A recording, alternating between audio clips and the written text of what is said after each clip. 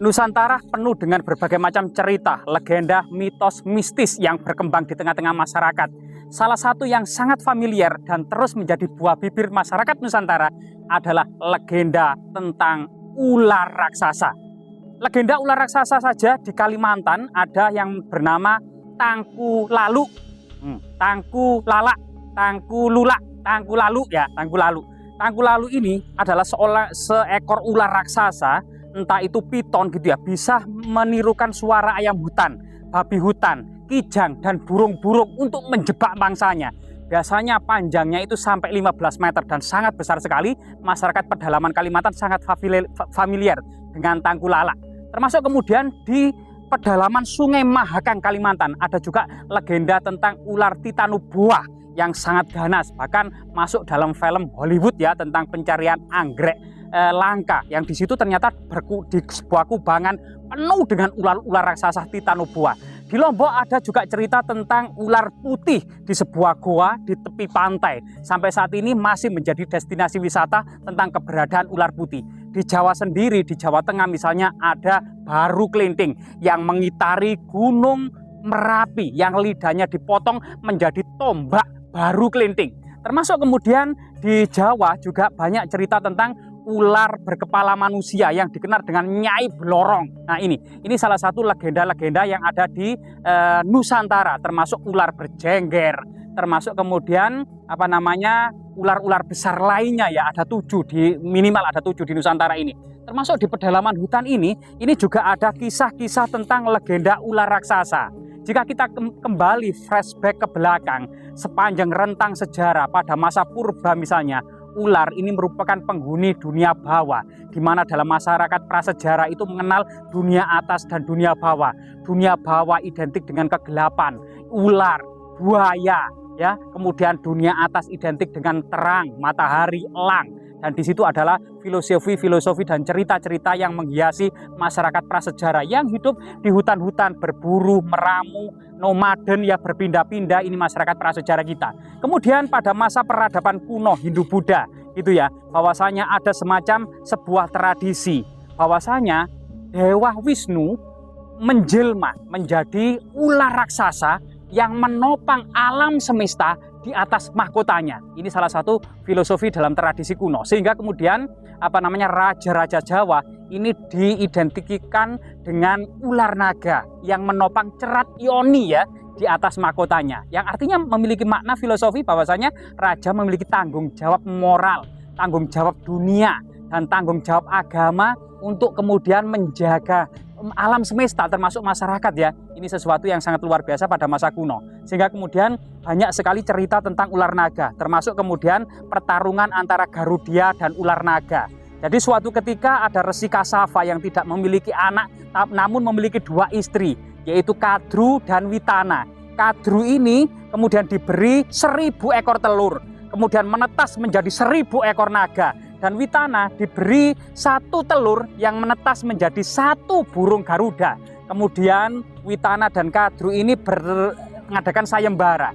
Siapa saja, maksudnya adalah bisa kemudian mengetahui kuda Caeswara yang keluar pada pengadukan Samudra Mentana itu berwarna putih atau yang lainnya. Witana menjawab putih dan Kadru, ibu ular naga, menjawab yang lainnya ya, bukan putih. Intinya seperti itu. Ternyata kemudian kuda tersebut keluar dari pengadukan Samudra Mentana, ternyata wujudnya putih. Namun kemudian Kadru menyuruh anak-anaknya yaitu ular naga menyemprotkan racun sehingga kemudian kudanya itu totol-totol. Akhirnya Witana kalah sehingga menjadi budak para naga.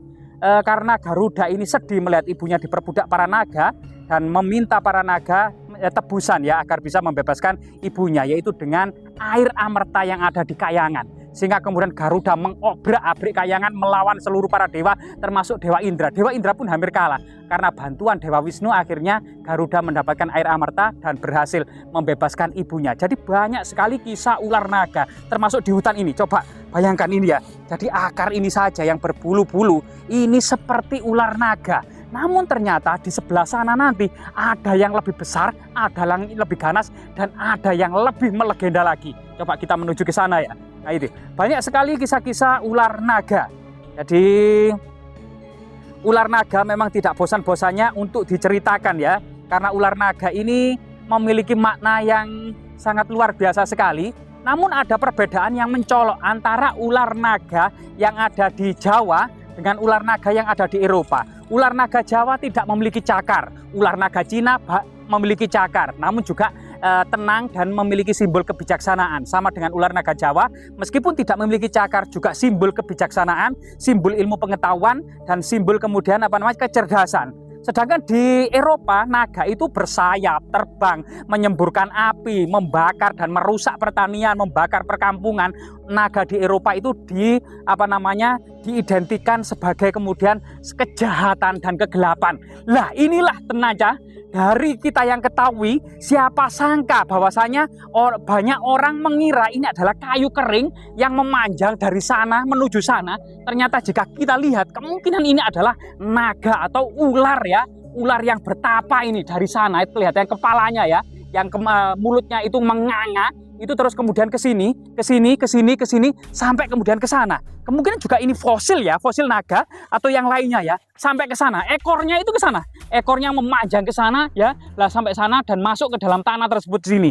Nah ini sesuatu penemuan yang luar biasa sekali. Siapa sangka ini merupakan fosil naga atau siapa sangka yang disangka kayu kering ternyata adalah ular naga raksasa yang bertapa membatu. Jadi ini sesuatu yang unik ya, artinya sambil menelusuri hutan yang penuh dengan oksigen murni ini, kita juga mengulas tentang tradisi ular naga, cerita dan legenda yang berkembang di masyarakat, bahkan kemudian cerita-cerita rakyat yang tentunya kemudian cerita-cerita kerakyatan pada masa milenium ini hampir punah di tengah-tengah generasi muda saat ini.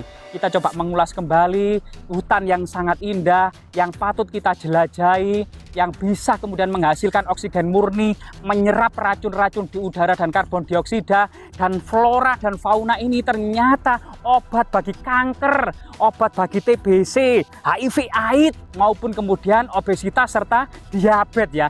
Ini sesuatu yang menjadikan hutan sebenarnya sangat layak menjadi riset medis serta kemudian laboratorium sejati bagi para petualangan ya, bagi para petualang. Nah, ini sesuatu yang luar biasa sekali yang tentunya generasi muda saat ini tetap kita kemudian memberikan motivasi dan inspirasi agar terus meninggalkan gadget, kopi, kafe, sofa, dan terus menelusuri hutan ini yang sangat indah agar menjadi generasi yang tegas, akan generasi menjadi yang tegak, maksudnya generasi yang sehat gitu ya, karena menelusuri hutan yang demikian indah dan tentunya mengambil banyak manfaat yang ada di dalamnya, termasuk kesehatan fisik dan psikis ya. Semoga bermanfaat.